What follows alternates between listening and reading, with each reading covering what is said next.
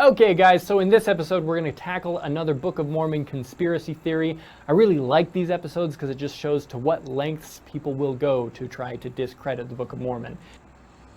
Hey everybody, welcome back to another episode of the Atheist Apostate. This is your host, the AA, and we are back with another rebuttal video for the LDS Church. Just give me a second.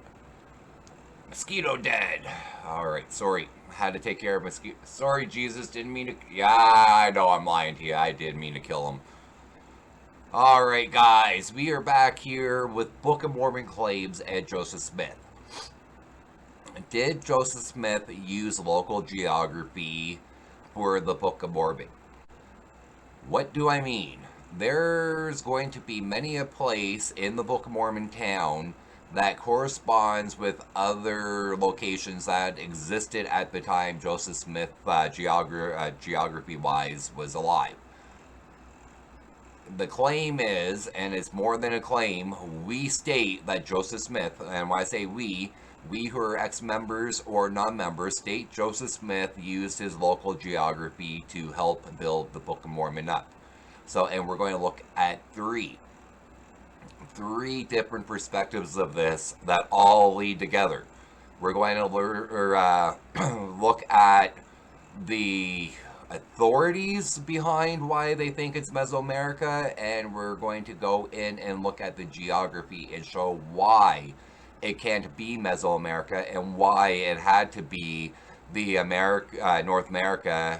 And we're going to use the Heartland model to verify that, because they are not incorrect. Joseph Smith does tell us, 100%, Joseph Smith does tell us it takes place in the heartland of America. And we know that just outside of his own comments that he wrote in the Journal of Discourses and in church history recorded, because we can see the geography that he used. And let's get into this. All right, so the Church of Jesus Christ of Latter-day Saints does not have an official stance on where in the Western Hemisphere the events of the Book of Mormon took place. That said, most Latter-day Saint scholars agree that ancient Mesoamerica fits the bill. Correct. So that isn't what is the original teaching of Joseph Smith. You can go and read what you're going to be seeing on the screen from the LDS side.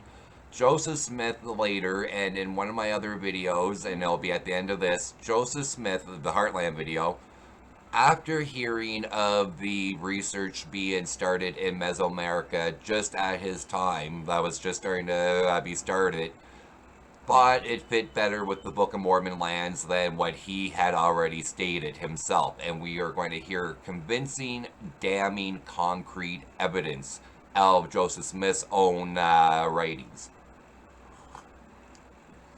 And this is why we're going to start with Mesoamerica and work our way up. And we're not focusing long, but this is a big claim here. But here's the gist of the theory. The Book of Mormon contains 86 geographic names. Some people believe Joseph Smith simply made some of these places. 86 names that are located on the US-Canadian map that are almost identical, just slight changes.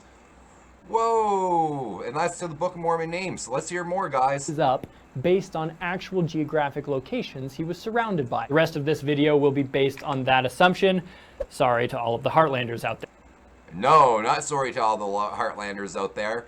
In his video, Saints Unscripted decided they're going to focus on Mesoamerica, and we're going to pull it back, and why they try to pull it Mesoamerica and pull it back up to the North American continent. There. Let's see if there's any clout to that claim. In the most popular anti-Latter-day Saint literature right now, only 20 locations out of 86 are under the microscope for being taken from Joseph's surroundings. We're going to take a look at them a few at a time. The Book of Mormon locations: Alma, Anianti, Boaz, Shiloh, Land of Noah, Sidom, and Jerusalem all supposedly match up with the following locations. Sorry guys, I forgot. I decided to put the Ferguson clip in the middle just to show why this here is more correct. And yeah, so sorry, I thought I did Ferguson, then this. I did this, then Ferguson, and then we go into the next section. Alma, West Virginia, or Ohio, or New York. Antioch, Ohio, Boaz, West Virginia, Shiloh, Pennsylvania, Noah Lakes, Ohio, Sodom, Ohio, and Jerusalem, Ohio. Before we go here, Look at, these are all the towns right over here.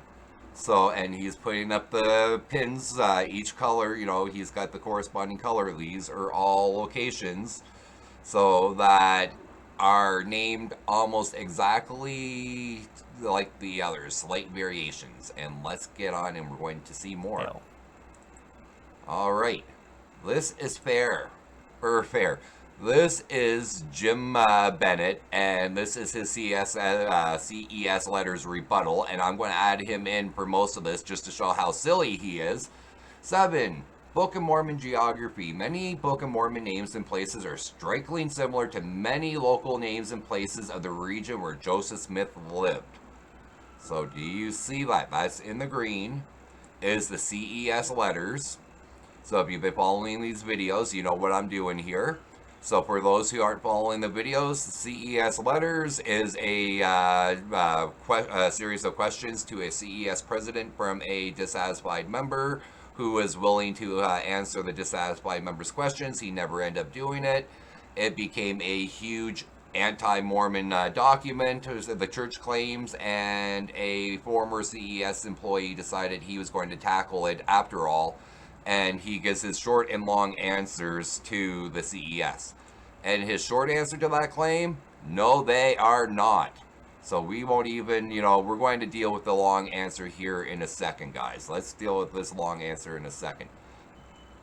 And this is the maps here. These are maps.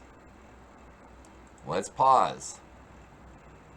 These are all the places in the land of the Book of Mormon, and the link is below.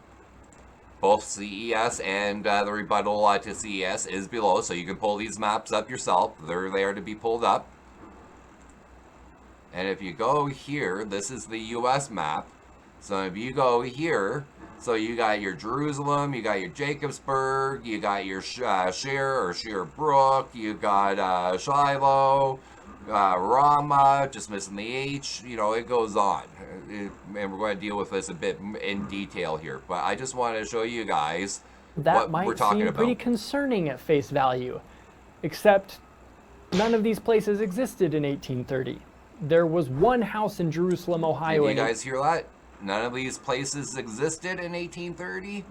So, and he gives the established dates, but we're going to see that Saints Unscripted is deceiving you. They're lying, and I actually just sat there and shook my head. Literally, just shook my head at times. There was one house in Jerusalem, Ohio in 1830, and really, even if Joseph was a fraud, wouldn't the Bible be a more logical explanation?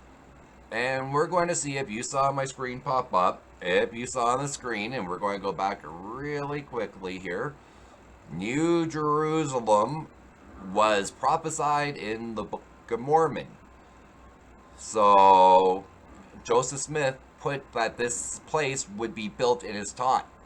Well, it's not, and we're going to see this. The Heartlanders are going to bring this up, and they are going to use the Journal of Discourse, and they are going to use church history only.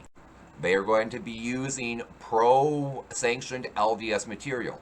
So he isn't letting you know that Jerusalem wasn't supposed to be there in the Book of Mormon time. It wasn't there. It was never there in the Book of Mormon time. It would be rebuilt. A new Jerusalem would be rebuilt in the land, in the promised land of the Book of Mormon. And that's what we're seeing right here during Joseph Smith's time in this video right here. One house, we'll get to that prophecy. Remember this, one house at the time. One house, and it's going to fit in with Book of Mormon prophecy. So don't buy into this here, because you're going to see him catching himself in a loophole in a second. Even if Joseph was a fraud, wouldn't the Bible be a more logical explanation for where he got Jerusalem?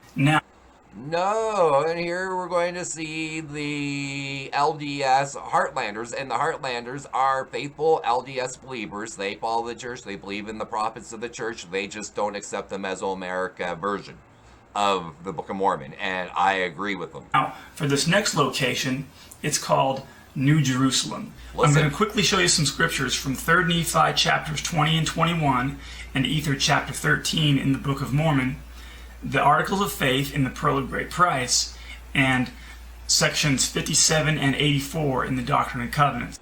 Doctrine and Covenants, Pearl of Great Price, Book of Mormon. They are the scriptures of the Church of Jesus Christ of Latter-day Saints. These are church scripture, not even church history books, church scripture books. Now, as I quickly go through these, you can just pause the video and take all the time you want to read them. Yeah, you can do the same with my video. Take all the time you want. So if you want to pause the video, I will stop right here. And down in the link below, as always, is the website or the YouTube site for this. I have all the descriptions, so you can go back and watch what they present, the whole presentation. So, New Jerusalem didn't exist in the days of the Book of Mormon, but both the Jaredites and the Nephites prophesied that it would one day be built in the land where they lived. Whoa, did Saints Unscripted tell you that when they mentioned Jerusalem? Did they mention that to you? No, but it's right there in the church scripture. It's right there in their own document. Let's pop on over and see the page. The land where the Book of Mormon took place. And I'll pause that there so you can go and find where it is in the video and read it. And God told Joseph Smith that it would one day be in Jackson County, Missouri, the capital spot being Independence, Missouri. And let's go over here. Which is here. just south of the Missouri. I'm going to pull this back really quick. Jerusalem, Missouri. Jerusalem, Missouri. So look at that. So it looks like the Book of Mormon's Nephites and Jaredites nailed the prophecy. How convenient for Joseph Smith, who was writing it. So, how convenient. See, these aren't things we just bring up. This is stuff the church is talking about as well, their members. Which is just south of the Missouri River and near the Missouri-Kansas border. In fact, Sidon, Noah, Shiloh, Jerusalem, and Boaz all have matches or near matches in the Bible. Well, yes, Joseph Smith took them from the Old Testament. That's part of the claim that we have. That's part of our issue, is he stole heavily from the Old and New Testament. That's part of our reasoning. Hello? So both Jaredite and Nephite prophets said New Jerusalem would one day be in their land. Would one day be in their land. How convenient that New Jerusalem is in the same spot that Jerusalem was in Joseph Smith's time. And what land is that? The United States, Jackson County, Missouri. Coincidentally, they're all words found in the Old Testament, which is the portion of the Bible that Book of Mormon characters would have had access to. And so would the people that were in Joseph Smith's time creating these towns, and we're going to see that. Here's our next batch. The waters of Ripliancum, Jacobugath, Rama, Shur, Kishkumen, and Manti all must correspond with Ripple Lake, Ontario, Jacobsburg, Ohio, Rama, Ontario, Sherbrooke, Quebec, Kishkemenetas, Pennsylvania, and Mantua, Ohio. And look at that. Sherbrooke, Shur on Shiloh, Cush, Cush, Rama, New Jerusalem, Jacobsburg, Jacobs, Morantown. It's Odina. It just, come on, guys, come on. We're not making this stuff up. You can see it right there on the maps. So it's right here for you guys. So how can you not, like, this isn't stuff we just pull out of our asses and, throw at you guys and say, hey, we hate the church. We're angry. We're bitter. Someone offended us. We didn't like what someone said. That's not what happened, guys. I know that's what a lot of members think happened when we left the church. That's not what happened. We came across stuff like this. We came across worse than this. That's verifiable. That is historical. That the evidence is concrete. And we couldn't accept the whitewashing, the denial of things. There's stuff that was once denied and now is being accepted by the church and not even whitewashed. So like the polygamy and John Taylor instituting it to get statehood, the church on the Paris site admits to that. That was something I was told were lies about Woodruff, that he was doing it for political. So stuff like this is why we left. Not because we were offended, not because we wanted to sin, not because we were angry. So with the church, we got our hearts crushed when we started coming across this information, and it was just concrete. Like, you guys are seeing it.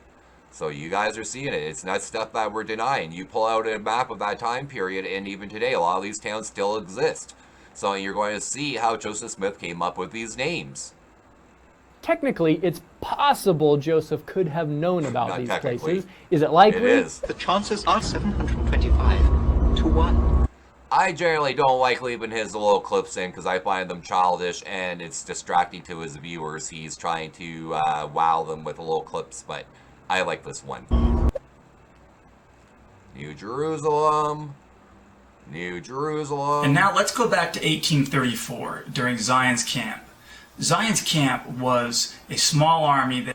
And this is important. I'm leaving this in. I put this in because Saints Unscripted is going to make a claim about distances and traveling and how did Joseph Smith know all this. that Joseph Smith had gathered together in Ohio to help members of the church in Jackson County, Missouri, who lived there and were being violently forced to leave their homes.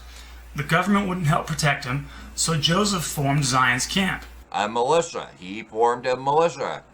So They traveled from New Portage, Ohio, about 1,000 miles across Ohio, Indiana, Illinois, and Missouri, ending 1,000 miles, guys. This is important. 1,000 miles. This is important. up near Liberty, Missouri. Well, that's up to you. Ripple Lake is one of like 1,000 small lakes located over 300 miles from Joseph at the time. Jekabugoth and Ramah have Bible roots. Sherbrooke got its name in 1818 and was a tiny community over. It was established in 1818. Remember this, guys, 1818. Except none of these places existed in 1830. Sherbrooke got its name in 1818 and I put that in there again. It's 1818. Kishkimenetas is over 300 miles from Joseph, wasn't officially established until 1876, but does show up in a post office guide. Whoa, it shows up in a post guide in 1825 because it was starting to be established. Joseph would have known this. This isn't the only one, guys. He just said these places didn't exist, but then he contradicts himself. I'm not contradicting him. He's contradicting himself, and he's about to do it again. See, 1825? From 1825. Except none of these places existed in 1830. He just said none of these places existed in 1830. I just replayed that clip, and he's showing the pamphlet from 1825. That's 5 years before he said they didn't exist. I think he's trying to confuse you. Mantua is almost 300 miles away, wasn't established until 1898, but 1898, but listen what he says. does show up in an 1823 1823. post office guide, except none of these places existed in 1830. Why? I just want to repeat his words. I'm repeating what he's saying, and then he's contradicting himself. One's 5 years in 1825. That's before 5 years before 1830. He said didn't exist. Another one's 1823. That's 7 years before he said they didn't exist. Come on, guys. I'm not trying to fool you. He's trying to fool you. I'm just trying to show you where he's trying to fool you. Why Joseph is apparently really into post office guides, I don't know. Me either, but he seemed to be. But here's our last batch. Jordan, Lehi, Helam, Antum, Morianton, Land of Oneida, and Oneida Hill must come from Jordan, New York, Lehi, Pennsylvania, Helam, Pennsylvania, Antrim, Pennsylvania, Moravian Town, Ontario, Oneida County, and a village called Oneida Castle, New York. See, guys, I'm not trying to lie to you guys. These guys are even, admitting it. And if you go over, Jordan, Lehi, Helam, Antium, Antrium. Like, seriously, guys, this is just a small list of the list he's been going over. It doesn't take a genius to start going, oh shit. And it's not just this. When we get into the Heartland video and you hear Joseph Smith talking about these places and what he found and why he says that they were the Book of Mormon land, it's just obvious, guys. I'm not trying to convince you. I'm just trying to show you. This guy here is not even, denying it. So he's not denying it. Here's the locations. I'm showing you the locations on the map. So these are the locations. These are all areas, if you go into my true history videos, you can see that he had been already. He was traveling at the time that the Book of Mormon, before the Book of Mormon was written. He had been to a lot of these places already This wasn't a new area to him like the church is admitting. Go check my 1826 trial of Joseph Smith video. Check that video, and you're going to see that he was in these areas of Pennsylvania, New York, and upper New York, more upper. Palmyra, New York, if you go over to my... Palmyra is right here. This is the border right here, and here is the border of Canada. Palmyra was on the border of the U.S.-Canadian border. So it was a border area. Manchester County is on the border of Canada. So Joseph Smith was very aware of some of these areas. People traveled in these areas. These people had family before dating back to the colonial days from these towns when it was all British. Canada and the U.S. was all British and colonial. So this is, you know, you need to know your history. You need to be able to open your ears and willing to hear what's being said, because this isn't anything anti. This is just history. These are the strongest parallels in the whole batch, but again, Jordan, Lehi, and Helam are in the Bible. So, and what does that have to do? They had access to the Bible. This is the point. Moravian Town is an Indian reservation in Canada, almost 300 miles away from Joseph. And Joseph was infatuated with the Native Americans. He was infatuated, historically. So he told stories of it. You can go on my Moroni visit video. He told stories to his family for years about the Nephites and the Lamanites before he even had possession of the place to translate them. So this is the problem, guys. This is our problem. You know, it's not stuff we're making up. You know, this is reality and fact that has been hidden from you guys by the church. They don't want you knowing this. This is your deep doctrine. But you can make up your minds about the others. But out of the 86 geographic names in the Book of Mormon, this is apparently the best theory critics have got. But wait. No, it's not the best theory. It's not even close to the best theory, and it's not a theory or a hypothesis. It's just fact. It's fact. Sorry, it's fact. There's more. In addition to these 20, there's also the theory that Joseph got the name Cumorah from the Comoros Islands off.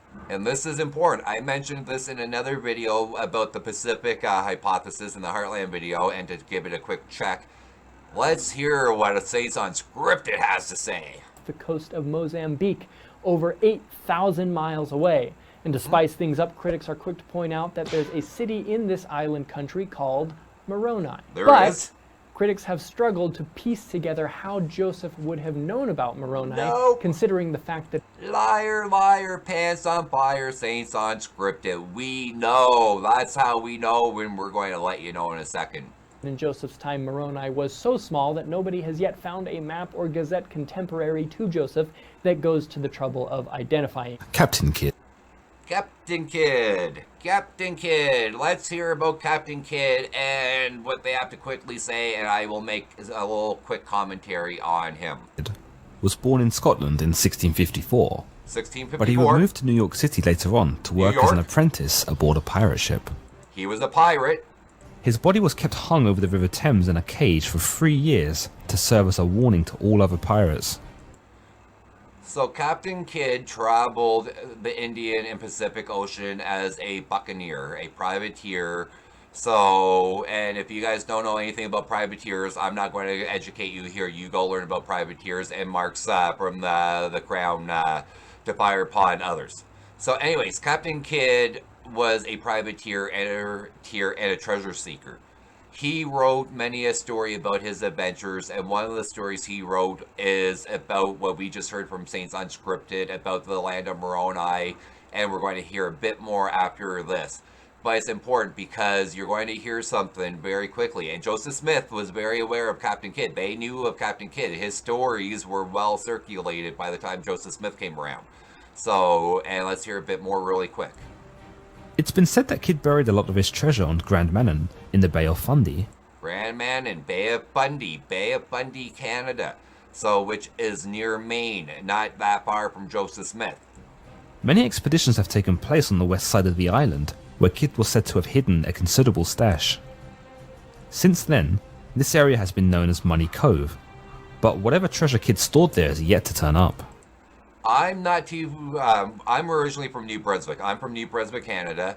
So I'm not too far away from the Bay of Fundy where I'm from originally. It's not that far away. I call Moncton home. It's less than an hour's drive, about an hour's drive to the Bay of Fundy.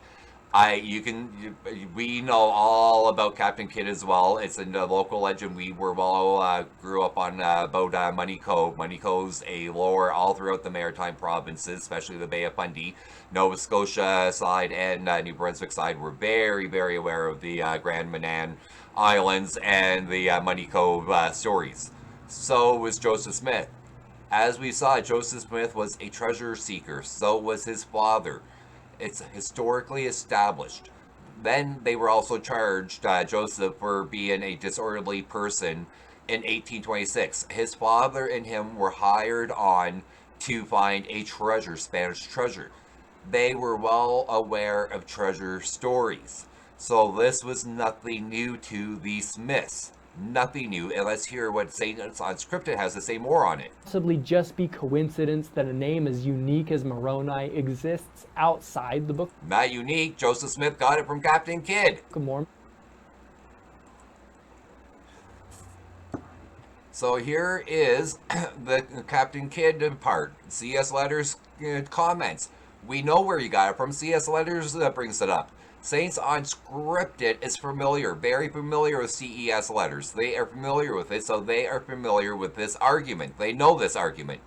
He is lying to you. He is lying to you when they say they don't know where he got this from. This is where he got this from.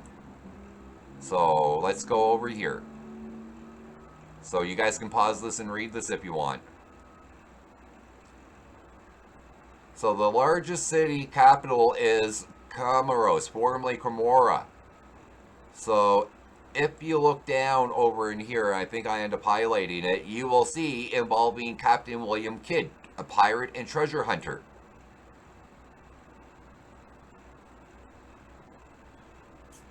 You guys can go and read the rebuttals. I'm just here to try to show you that we are not pulling this out of our ass. We have our facts, we have our proofs, we have our evidence, and this is why considering the fact that some of the other locations in this country are Domoni, Chamoni, Fomboni, and Pomoni, I don't think it's that much of a stretch. A lot of this information I do think it's a stretch. And where does a lot of this information come from that he's given you? comes from a presentation by Scott Gordon from Fair Mormon, so shout out to him.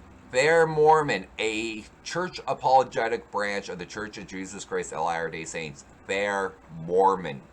So did you hear that? He is giving you the apologetic side. I'm giving you both sides. The apologetic side doesn't like to give you Captain Kidd because Captain Kidd goes back to Joseph Smith's occult practices and his story falls in line with some of Captain Kidd's story.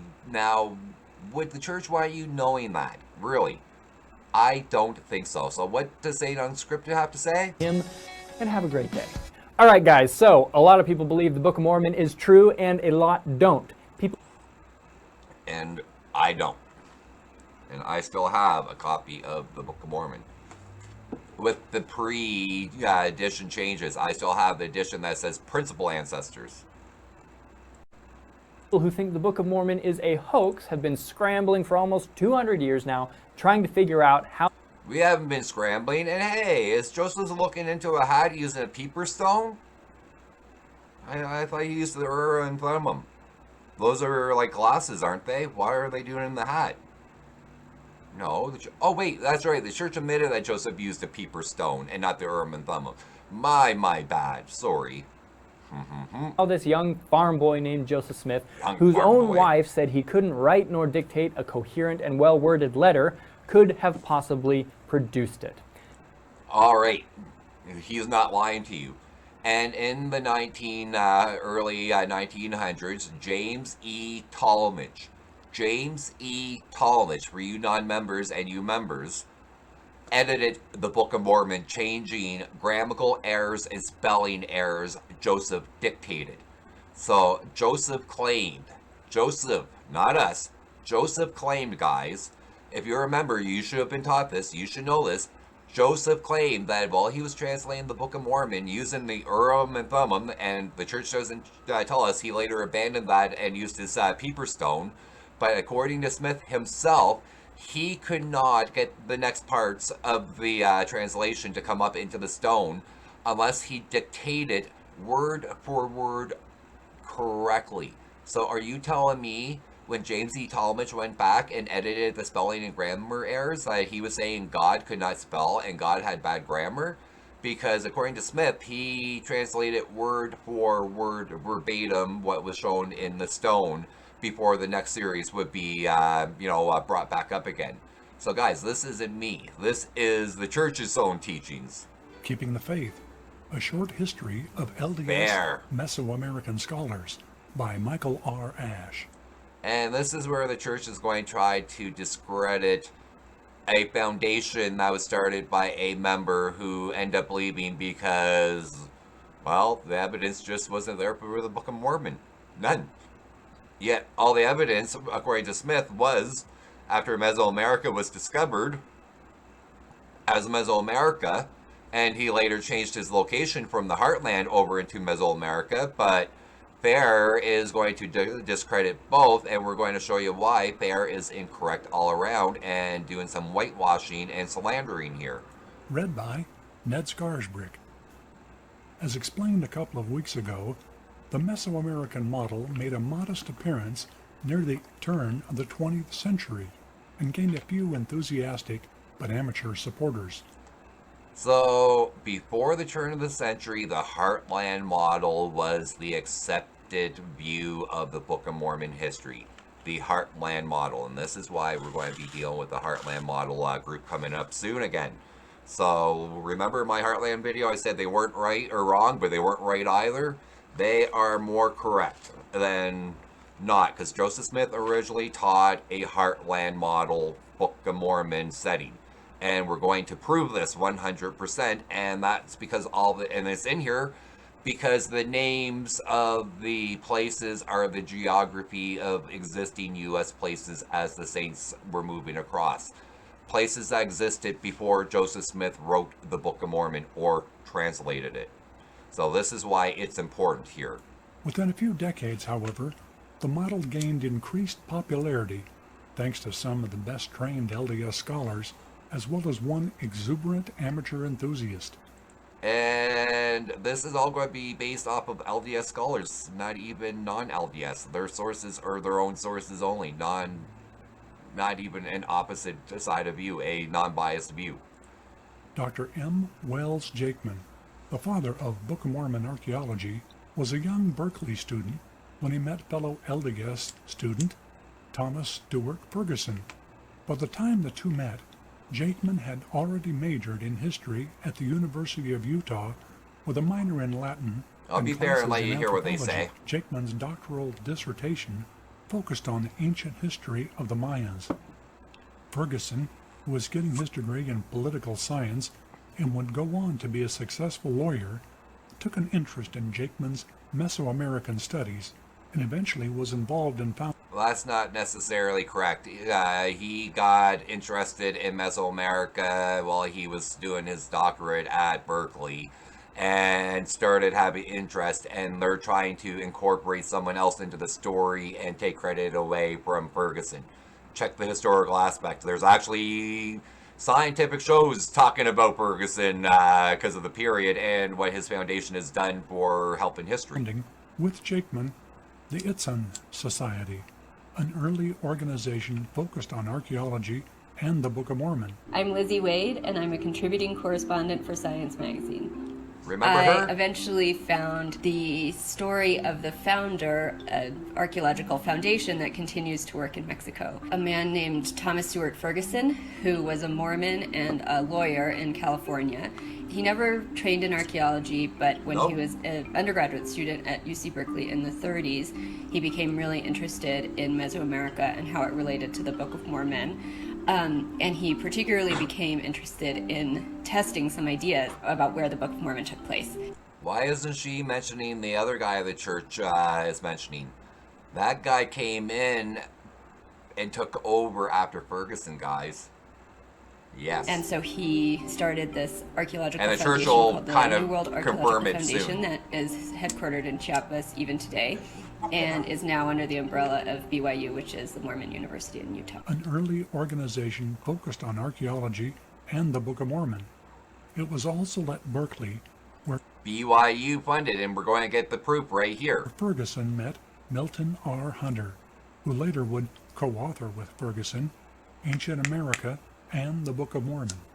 In a 1941 Improvement Era article, Ferguson wrote a letter with input and a map from Jakeman, which suggested that the Book of Mormon lands were not only limited to a few hundred miles, but may have been located in Mesoamerica. An energetic and enthusiast extrovert, Ferguson became friends with several general authorities and eagerly shared and promised his zealous passion for Mesoamerican studies and the Book of Mormon. And this is where the Heartland Model proponents claim the church historians and the church scholars hijacked the church history and changed it to Mesoamerica. This is where the claims come from, guys. These are not my claims. This is church member claims as well. Okay, guys, I'm going back here. Let's listen. This is important. Why is it important? Because it shows that Smith's original comments and statements of a Heartland Book of Mormon setting out of his own mouth from Journal of Discourses in Church History match up to local geography of towns and cities in Joseph Smith's time that he borrowed from. That's why this is important. Located in Mesoamerica. An energetic and enthusiast extrovert, Ferguson became friends with several general authorities and eagerly shared and promised his zealous passion for Mesoamerican studies and promised his zealous passion. Could that be he promised they would find more typical Book of Mormon type artifacts? Because in the Heartland Model and Joseph Smith's comments, all they were finding were arrowheads and some skeleton fragments. They weren't finding chariots, they weren't finding swords, they weren't finding, weapons and armor and things that would support the Book of Mormon claims.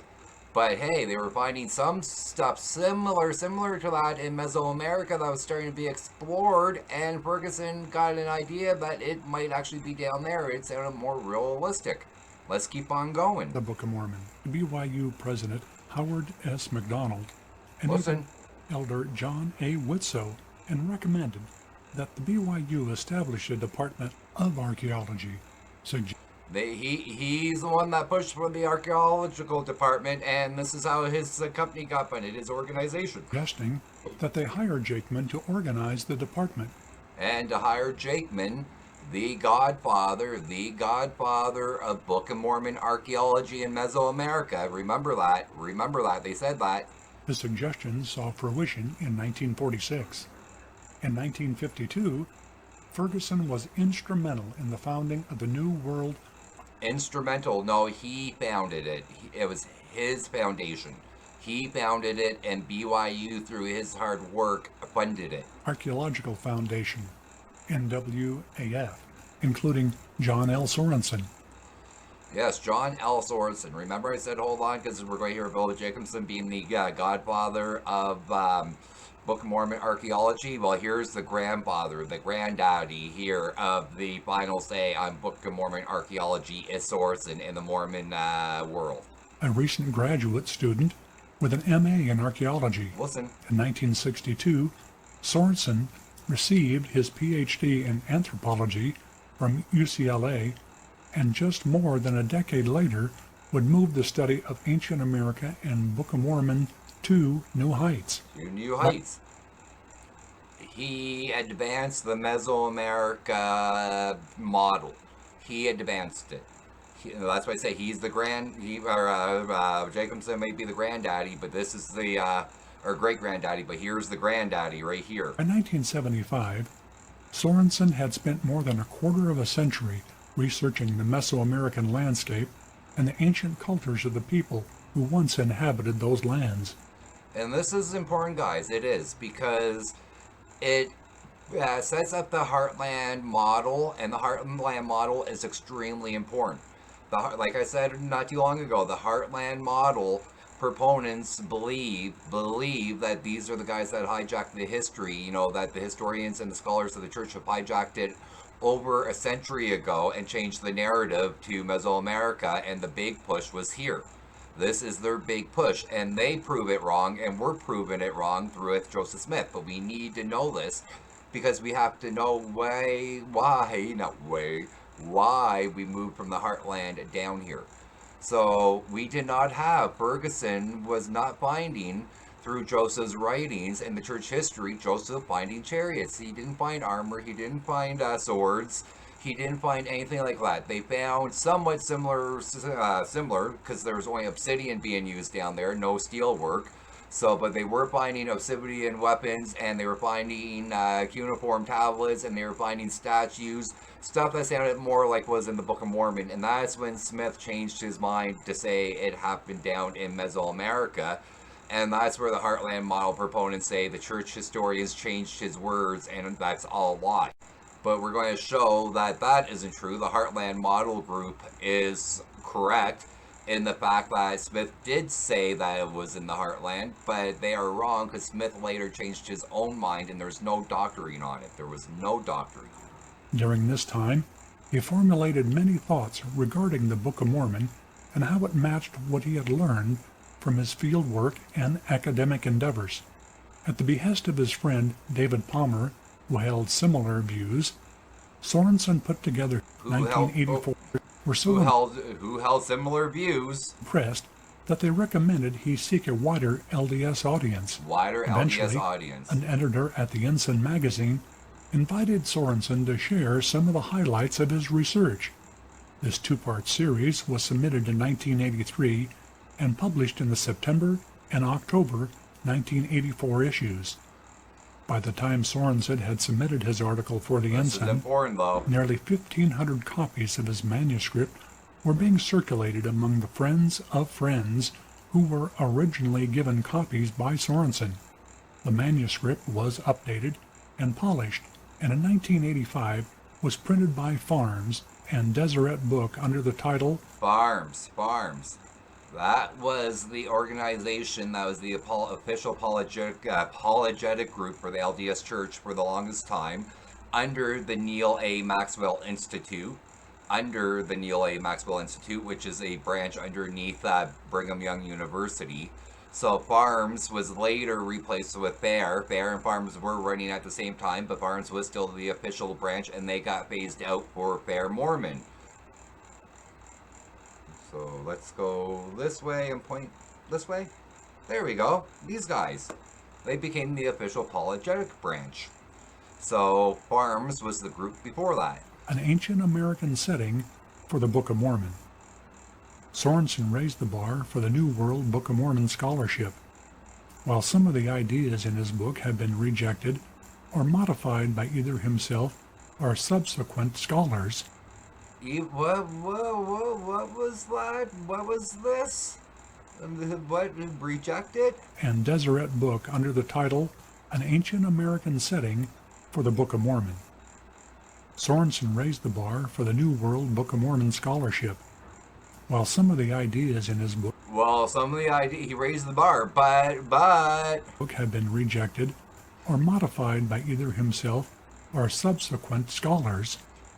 Well, he raised the bar, but a lot of that was rejected and had to be changed. They even admit to it.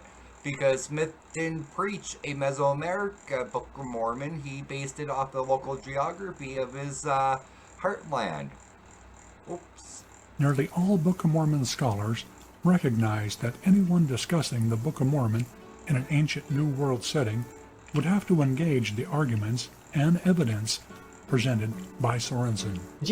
You'd have to argue with Sorensen. Sorensen is the authority, the be-all and end-all on Mormon archaeology.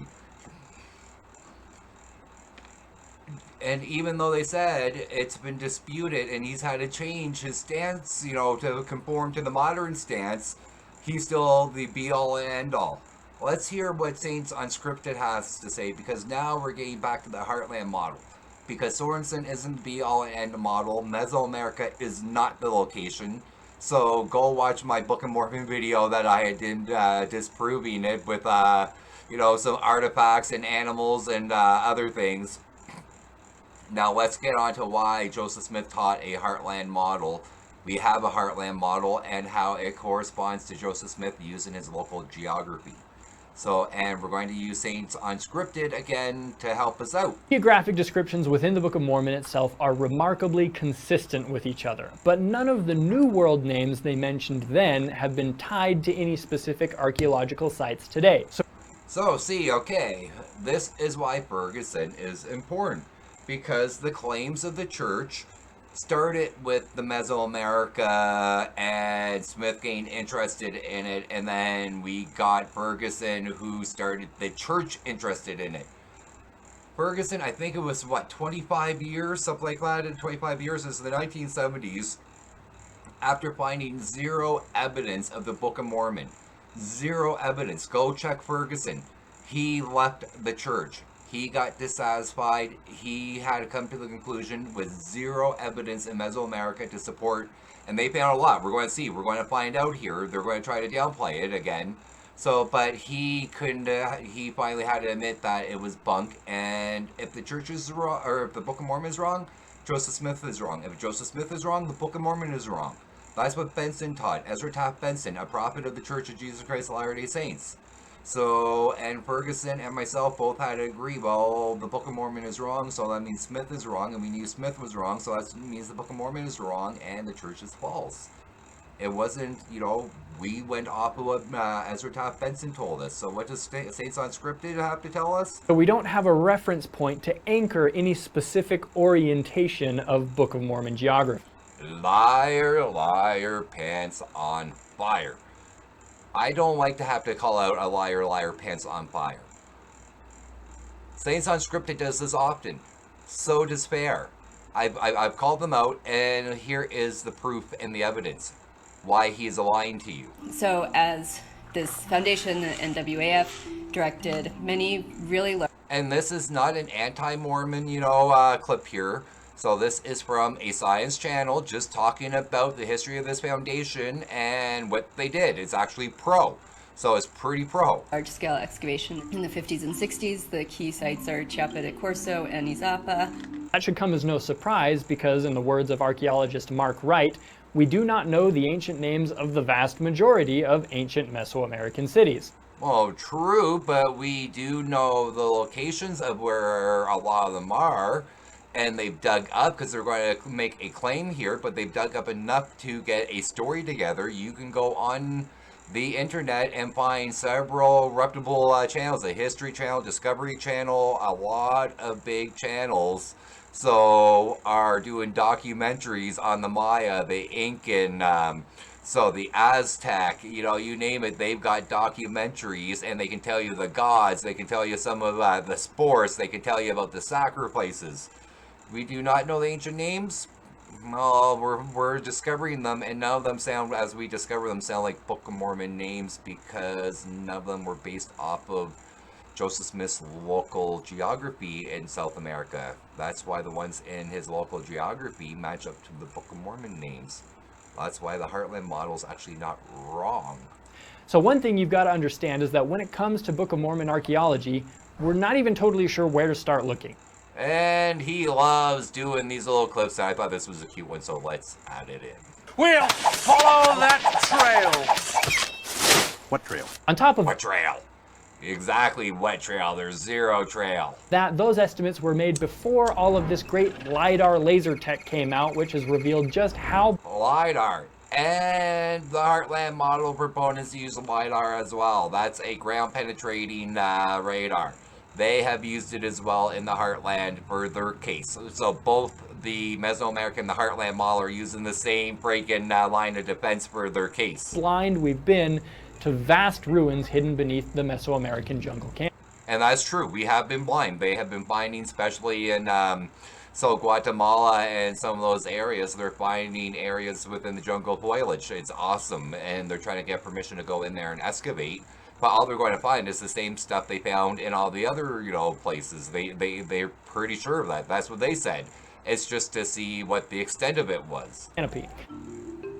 And thanks to them, we really know a lot about the beginnings of civilization in Mesoamerica and, a region that turned out to be a very interesting crossroads for a bunch of different people. Oh, so thanks to the Church of Jesus Christ of Latter-day Saints through Ferguson's Foundation, which is ran by BYU now, we and Sorensen, the grandfather of, LDS archaeology, as we told, we have to take him. He's the authority. Thanks to them, down in Guatemala, where they're searching and they believe the Book of Mormon took place in the narrow nick of land, that limited geography, the church has explored tons for us and given us what? What does she say? Vast ruins hidden beneath the Mesoamerican jungle canopy. And thanks to them, we really know a lot about the beginnings of civilization in Mesoamerica and, a region that turned out to be a very interesting. Does this sound like anti-Mormon to you? Does this sound like criticizing or attacking the church to you? Not to me. Crossroads for a bunch of different people. So yeah, here we got, I'm saying, thanks to the church, we actually know a lot about that area. It was the church that helped us, so thank you. So when you ask yourself why archaeologists haven't positively identified Book of Mormon stuff, if an archaeologist finds an ancient pot, how is he supposed to know if it's a Nephite pot or a pre-classic Mayan pot? Same way he knows if it's an Incan pot or a Mayan pot, and if it's a, what's their name, so not Mayan, Aztec, the other ones, Anyways, they know by the style of the period, they know by the region and the clay, they know this is bullshit. Did you not see, and I'm not going to play it, so where are we here, 1557. Look at all those shards. Look at that, guys. Look at that. Look at that. So we've got stuff, and this is collected by the church. This is the organization that she was talking about and Fair's talking about that was created by Ferguson and funded and controlled by Brigham Young University, BYU University. This is fragments. As this foundation, the NWAF, directed many really large-scale excavations in the 50s and 60s. Yeah, so this is not anti-literature, this is not anti-program, this is just something explaining about the organization and giving them credit for what they did. Alright, pay on myself, here we go. If it's a Nephite pot or a pre-classic Mayan pot. Again, we don't know the ancient names of the vast majority of Mesoamerican sites. No, but that doesn't mean we can't identify types of pottery and artifacts, and as you just saw me showing, we got tons of that. We do. And written texts from the New World in general are severely lacking. I'm looking at you, tropical climate, and... Oh, hold on. We're looking at who? Is he going to blame someone for this? Let's see who he blames. Again, we don't know the ancient names of the vast majority of Mesoamerican sites. And written texts from the New World in general are severely lacking. I'm looking at you, tropical climate, and Spanish conquistadors. Shame, shame, shame. He's lying. What do we have here? So as this foundation, the NWAF, directed many really large-scale excavations in the 50s and 60s. The key sites are Chiapa de Corzo and Izapa. Chapo de Corzo and Antizapa. So what did he say? We have no records because the Spanish, so we can't really know? No, look at the deceit, guys. This is why I do these videos. I'm not here to attack the members. I'm not here to break down your testimony. I'm here to be transparent and show you the truth of what the church doesn't want to be truthful to the mainstream members on. I'm showing you what they are being truthful about, and that their truth isn't truth, it's whitewashed. So here's programs that have nothing to do trying to this was an educational show about what the church was doing down in Latin America, praising them. And thanks to them, we really know a lot about the beginnings of civilization in Mesoamerica. You maniac! Alright guys, so we're going to stop right here and make this a two-part series because we're only halfway through and still a lot more to go. So let's recap this before we get into the next part of this that wraps this all up. We can see from the local geography surrounding Joseph Smith several locations that are exactly the same, just a slight variation in the spelling, or almost the same and just slight variations of the spelling. More than coincidence. We have Saints Unscripted trying to excuse 2 of those locations as not coming to much later, but at the same time telling you, well, we have a brochure from the train company for this one at 1825 and this one at 823, but they weren't actually really around till, yeah, no. We have the church trying to claim that the archaeologist the member who created the what the heck? I think I had a little fuzzy or something. Thought something dropped on my face for a second. So yeah, we have an archaeologist. We have a gentleman who started an archaeology foundation that's now ran by the Church of Jesus Christ of Latter-day Saints, who after 20-some years of no avail of finding anything in Mesoamerica where they were searching, and where the church still has a headquarters for their program, left the church because there was nothing there. Everything Smith said is in towards the Heartland Model. We saw from a member who is a Heartland Model proponent, I give you a little bit, and we're going to focus on that because, as you will be able to see coming up in the next part, Joseph Smith tries to set up prophecies while he's writing the Book of Mormon that never happened. So you'll end up noticing that. So I don't want this being a 3-hour video combined, so we're going to stop right here. So we're going to get you guys over onto the other video at the end of this one upload. It should be somewhere down here in the bottom. So when you see it pop up for part 2, give it a click, and we'll see you on over there. Till later, the AA, keep it real.